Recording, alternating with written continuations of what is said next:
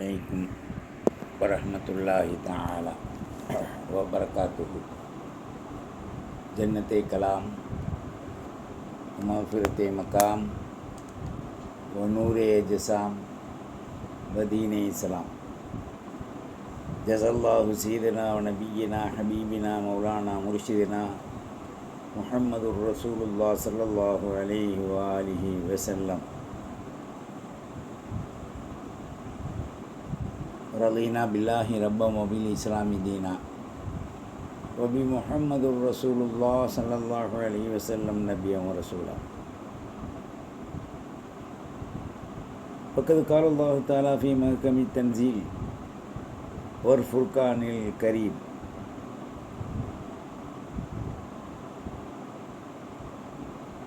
யா அய்யுஹல்லதீன ஆமனுத்தகுல்லாஹ் وقولوا قولا سديدا. وأن أمير المؤمنين أبي حفص عمر بن الخطاب رضي الله عنه قال سمعت رسول الله صلى الله عليه وآله وسلم يقول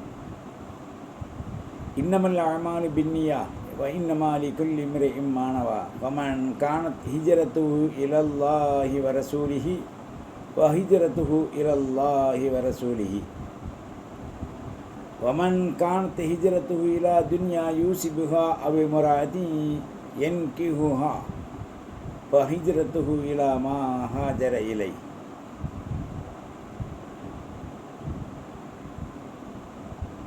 அல்லாஹுவின் நல்லடியார்களே, இஸ்லாமிய வாலிப தோழிகளே, எல்லாம் அல்ல அல்லாஹு ஜல்ல ஷானஹு தஆலா எல்லா வஸ்துக்களையும் உலகத்தில் அவன் நாடியபடி அவன் நாட்டத்தில் உள்ளபடி படைத்து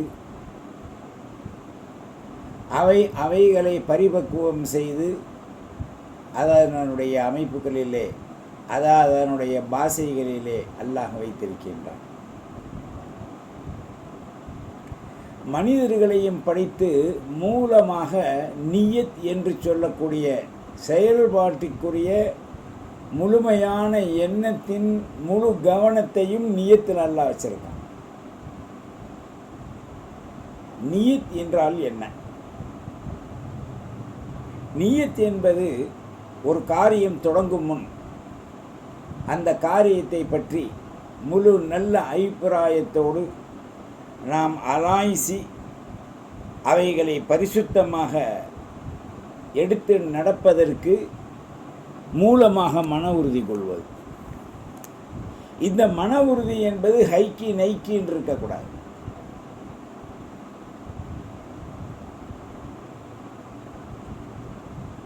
நாவளவில் பேசி நப்சளவில் விட்டுவிடக்கூடாது. நாம் எண்ணுகின்ற எண்ணத்தில் ஒதுக்குகின்ற அதை நாம் ஜடல அளவிலே செயலாற்ற வேண்டும். இதில் கூறுவதற்கு ஒன்றுமில்லை. எப்படி ஒரு முந்திரி பருப்பு அதனுடைய கொட்டையில் முந்திக் கொண்டிருக்கின்றதோ, பழம் அதன் கீழ் இருக்கின்றதோ, அதற்கு பிறகு அந்த முந்திரி கொட்டையை உடைத்து அதனுடைய பருப்பை ருசித்து உண்பதை போன்று இந்த நியத் என்பது ஒரு பழமாக செயல்திறன் அதனுடைய குட்டைகளாக அமைந்திருக்கின்றது. அந்த கொட்டை தான் அதனுடைய பருப்பு. அதுதான் இந்த நியத்.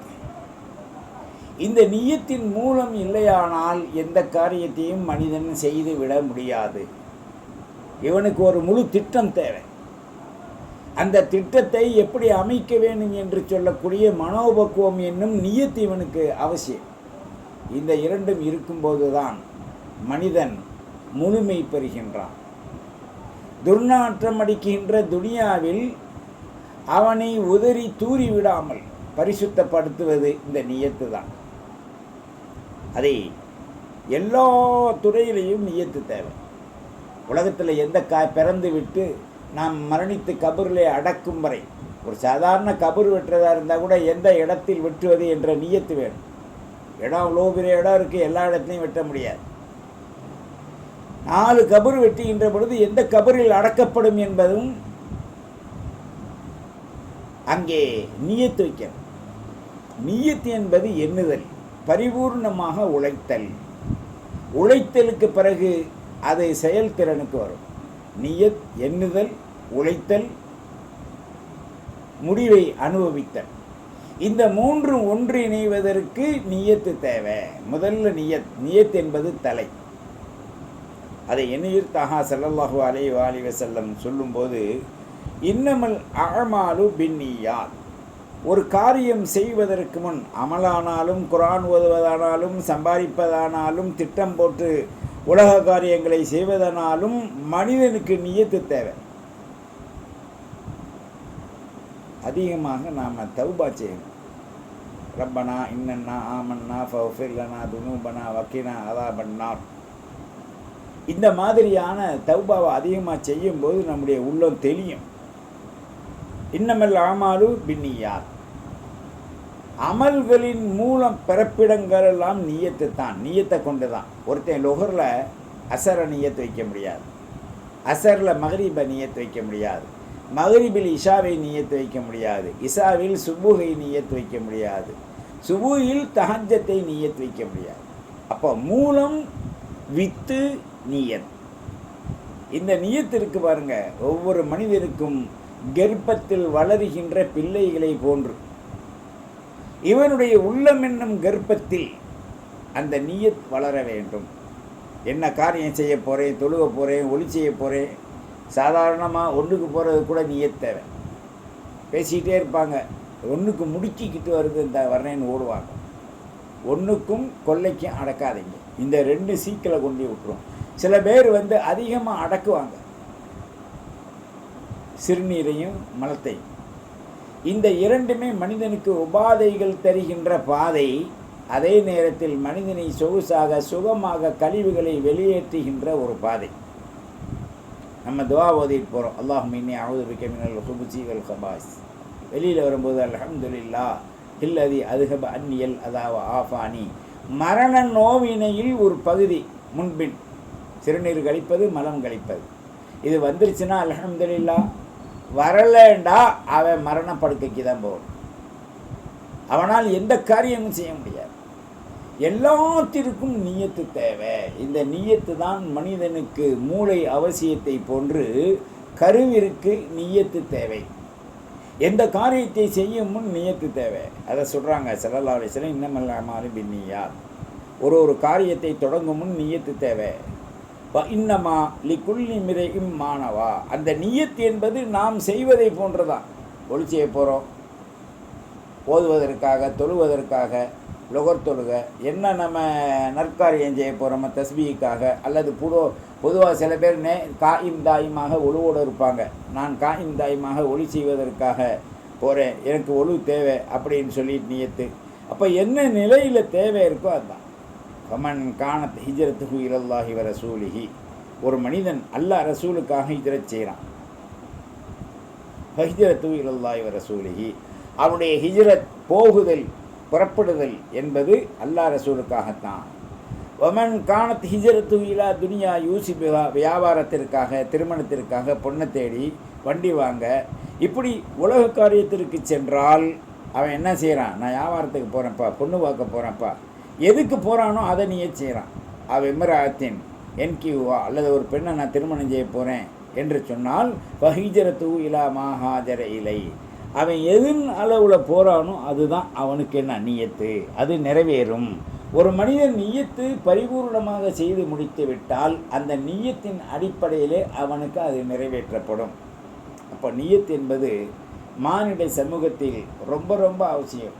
படைப்பினங்களுக்கு பூரா நியத்து தான். ஒரு சிங்கமாக இருக்கட்டும், யானையாக இருக்கட்டும், புலியாக இருக்கட்டும், பசிக்குது, சாப்பிடணும், அதற்கு வேண்டிய புல், மரம், செடி, கொடி இவைகளை யானை பறிக்க போகும். சிங்கம் அதுகளை பறிக்காது, அதுக்கிட்டே நிற்கும். ஆனால் மாமிசத்தை தேடி அலையும்.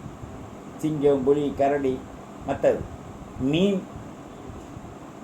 அந்த நீரில் எது இருக்கோ அது என்ன சாப்பிடுமோ அதை தேடி அலையும். மனுஷனையோ மிருகத்தையோ சாப்பிடாது. கரடி அதிகமாக ஆற்றங்கரை ஓரத்தில் பார்க்கலாம், மீன்களை வேட்டையாடிட்டு இருக்கும். கீரி கிழிக்கின்ற பொருள் ஒன்றுமே கிடைக்கல அப்படின்னா மனிதன் சென்றால் அவனையும் கூட அடித்து சாப்பிட்டு விடும்.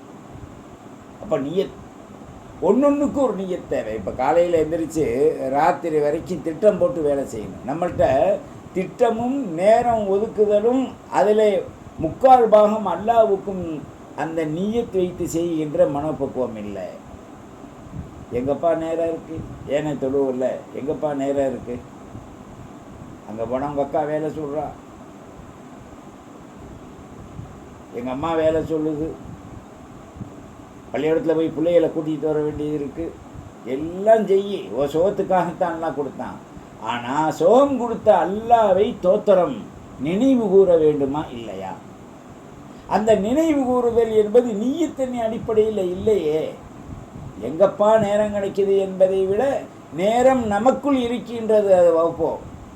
பாங்கு சொல்லியாச்சு. எதுக்குங்க பாங்கு வெளிப்படையாக சொல்லப்படுது மைக்கில்?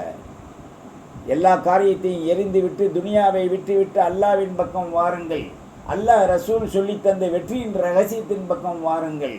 உங்களுக்கு வெற்றி என்பதே ஹய்யா அலல் ஃபலா, உங்களுக்கு வெற்றி என்பதே தொழுகையில் நிறைந்திருக்கு. வாங்க கூப்பிட்றாங்களா இல்லையா? பிறகு தொழுகையில் கது பாமத்தி சலா, உங்களுக்கு எல்லாம் நிலைநாட்டப்பட்டு விட்டது. தொழுகையில் அணிசஃபில் நில்லுங்க. மரணம் நெருங்கிருச்சு. ரூகு வாங்கி செல்லும்போது உங்களுடைய ரூகை வாங்குவாங்க. நீங்கள் மரண அணியில் நின்றுக்கங்க. உலக வாழ்க்கையில் எல்லாத்துக்கும் நீயத். அதை சொல்லுவதும் அழைப்பதும் அரபியாக இருந்தாலும், வாங்க சொல்வது, காமச் சொல்வது, தொழுவது, செயல்திறன்கள் ஓதுவது அரபியாக இருந்தாலும், இன்றைக்கு எவ்வளோ விளையாக்கியானங்கள் விளக்கம். ஒரு சின்ன ஃபோனை வச்சு தட்டுறான், எல்லா கித்தாபும் வருது. நாங்கள்லாம் ஓதுகிற காலத்தில் கித்தாபு வாங்க பொருளாதாரம் இருக்காது, ரொம்ப கஷ்டமான காலங்கள். ஆனால் இன்றைக்கி ஓதக்கூடிய மாணவர்களுக்கு, இன்றைக்கி இருக்கக்கூடிய துனியாவில் காசு பெறலு. 500 ரூபாயெல்லாம் சாதாரணமாக நம்ம வாழ்க்கையில் படிக்கும்போது பார்த்துருக்க மாட்டோம். பார்த்துருப்போம், நம்ம கையில் கிடைக்காது. 500 ரூபா, ஒரு 10 ரூபா நம்ம கையில் தர மாட்டாங்க. மீறி போனால் அந்த பழைய ஓட்ட காசு 4 இந்த பழைய 10 காசு, 3 காசு, 2 காசு, 3 காசெல்லாம் இருந்துச்சு. இந்த சில்லறையை ஒழிச்சான், பரக்கத்தும் ரஹ்மத்தும் போயிருச்சு. எதையும் ஒழிக்கவே கூடாது. ஏன் ஒழிச்ச? டிஜிட்டல் ஆக்குறான். டிஜிட்டல் ஆக்கிட்ட. யாருக்கு ஆக்கிட்ட? பணக்காரர்கள் வாழும் உலகத்திற்கு தகுதியாக நியத்து வைத்து தான் இன்றைக்கு எல்லாம் செயல்பட்டு கொண்டிருக்கும். மனிதனுடைய அத்தியாவசிய பொருள் எப்பவும் கவர்மெண்ட் ஏற்றக்கூடாது. கவர்மெண்ட் என்பது மக்களை அவர்களுடைய வாழ்விற்கு தேவையானதை, மக்களை ஆட்சி செய்ய முடியாது, அவர்களுக்கு தேவையானதை கொடுப்பதற்கு பொறுப்பேற்று தலைமையில் உட்கார்வது. இவருங்க வேலையை ஏழைகளிடத்தில் பிடுங்கி இன்னைக்கு பணக்காரன்ட்ட கொடுக்கிறதா? அப்படி அல்ல.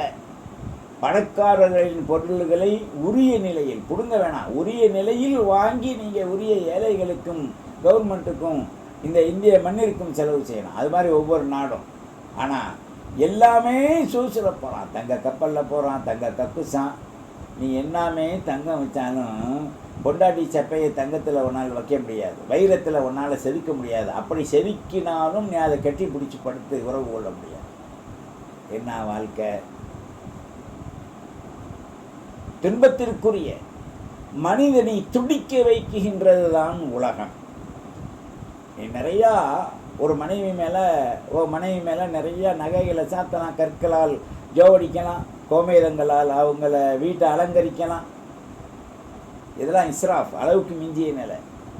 ஒரு மனிதனுக்கு அத்தியாவசிய தேவை இந்த உலகத்தில் என்ன? உணவு, உடை, வாழ்க்கை தேவையான இருப்பிடம், அதற்குண்டான மூல பொருளாதாரங்கள், நாம் வாழ்வதற்கு மனைவி மக்கள், சொந்த பந்தங்கள். இதை தவிர என்ன இருக்குது? இந்த 5 தவிர நீ என்ன தான் குமிச்சாலும் நீங்கள் நிறைய பேரை பாருங்கள், பணக்காரன் பூரா பேங்கில் பணம் போட்டிருப்பான், ஏழைகள் பூரா எதோ வீரலில் வச்சுருக்கோம். இன்னும் அளவு மிஞ்சிய பணக்காரன் கவர்மெண்ட்டுக்கு தெரிஞ்சிருண்டா அவன் ஒதுக்குற இடம் வீட்டில் கக்கூசுக்கு போவான், பாத்ரூம் ரெஸ்ட் ரூம்டுவான், அது கடையில் போட்டு பதிச்சு வச்சுருப்பான். ரொம்ப மில்லியன் கோடீஸ்வரனா பாருங்கள், கக்கூஸ்குள்ளேயே தங்கத்தை வாங்கி பாலிதீன் பையில் நனையாமல் எத்தனை வருஷம் கிடந்தாலும் கெடாமல் இருக்கக்கூடிய மருந்துகளை போட்டு அதுக்குள்ளே போட்டுருவான். அதில் யார் போய் பார்க்க போகிறா கையை விட்டு? இன்னைக்கு செக் பண்ணால் இந்தியாவில் நிறைய பேர் மாட்டுவான். இந்தியாவில் மட்டுமல்ல, மற்ற நாட்டிலையும் தான் மாட்டுவான். மற்ற நாடுகளில் சில சலுகைகள் இருக்குது. நம்ம இந்தியாவில் டவுசர் வாங்கினா கூட அதுக்கு வரி, ஜட்டி வாங்கினா வரி. என்னங்கப்பா, அதான் அந்த காலத்தில் பெண்களுக்கு மார்பு வரி கட்ட சொல்லி கேரளாவில் ஒரு சட்டம் இருந்தது. தெரியாமல் இருக்காது யாருக்கும், படித்தவங்களுக்கு. அந்த மார்பிற்கு வரி தள்ளவில்லையானால் அதை தும்சம் செய்யும்படியான உத்தரவும் இருந்தது. மன்னன் தான், அதாவது மனிதன் தான் ஆண்டான். கேரளா ஸ்டோரியை எடுத்து பாருங்கள், உங்களுக்கு விளங்கும். எத்தனையோ தமிழ் வியாக்கியானங்களும் வந்துருச்சு. உலகத்திலேயே முதல்ல மார்புக்கு வரி போட்டவன் கேரளா. அது என்ன காரணம் என்பது அவனுக்கு தெரியும், நமக்கு தெரியாது. சம்பவம். அதற்கு தும்சங்கள்லாம் செஞ்சிருக்கான் பெண்களை. இன்னும் ஒரு சில பேர் அதைக்கு மேலே போய் ஒரு பெண் வாழ்வதானால் அரசன்ட்ட வாழ்ந்துட்டு தான் உலகத்தில் இருக்கணும், இல்லைன்னா அவளை தும்சம் செய்வது. இப்படியெல்லாம் அறிவீனத்தை நீக்கி அறிவு ஆற்றலை மக்களுக்கு விளங்க வைத்த ஒரு மார்க்கம் இஸ்லாம். எல்லாத்திற்கும் மூல ஃபண்டமெண்டல் ஒரு காரணத்தை கொண்டு வந்துச்சு. எது நீ ஜெயிலுண்டாலும் முதல்ல உனக்குள்ள ஒரு முடிவு கட்டிக்க, வெற்றியின் பக்கம் போகிறதுக்கு உண்டான அந்த 3 வழிகளை நீ தேடிக்க. ஒன்று, நம்ம போகிறது சரியா? இரண்டாவது, நாம் செய்வது எண்ணத்தால் உறுதியா? மூன்றாவது, அகம்பாவத்தால் அழிந்து விடாமல் அதை பாதுகாப்ப நாம் என்ன செய்ய வேண்டும்? இந்த 3உடைய திட்டம் இருக்குது, திட்டமிடல். இந்த திட்டமிடலின்படி வாழ்வு இல்லாத காரணத்தால் தான் நாம் பல்வேறான நிலைகளில் இன்னைக்கு ஆளாக்கப்பட்டு மிக இழிவான, எளியவர்களுக்கு மத்தியில் கேவலமான சட்டத்திட்டங்களை எல்லாம் போட்டு நம்மளை இழிவுபடுத்தக்கூடிய வாழ்வில் மாட்டிக்கொண்டு நாம் துடித்து கொண்டிருக்கின்றோம். அளவாக சம்பாதியுங்கள். யாரும் அளவு மிஞ்சி போனால் நிச்சயமாக செலவழிக்க மாட்டான் நல்ல வழியில். அளவாக சம்பாதியுங்கள். ஆற்றுடன் எழில் மிகு மார்க்கம் சொன்ன சட்டத்தின்படி வாழுங்கள். பிறகு அல்லாஹ்வுடைய தெய்வீக நல்லருளை அடைய முயற்சியுங்கள். எண்ணங்களை பாதுகாத்து உண்மையில் செயல்படுவோம். வாஹிர் தவானானில் அல்ஹம்துலில்லாஹி ரப்பில் ஆலமீன். வஸ்ஸலாம். அஸ்ஸலாமு அலைக்கும் வரஹ்மத்துல்லாஹி வபரகாத்துஹு. வத்தபிஉனி அலல் இஸ்லாம் வஅத்தூனி மினல் முஸ்லிமீன்.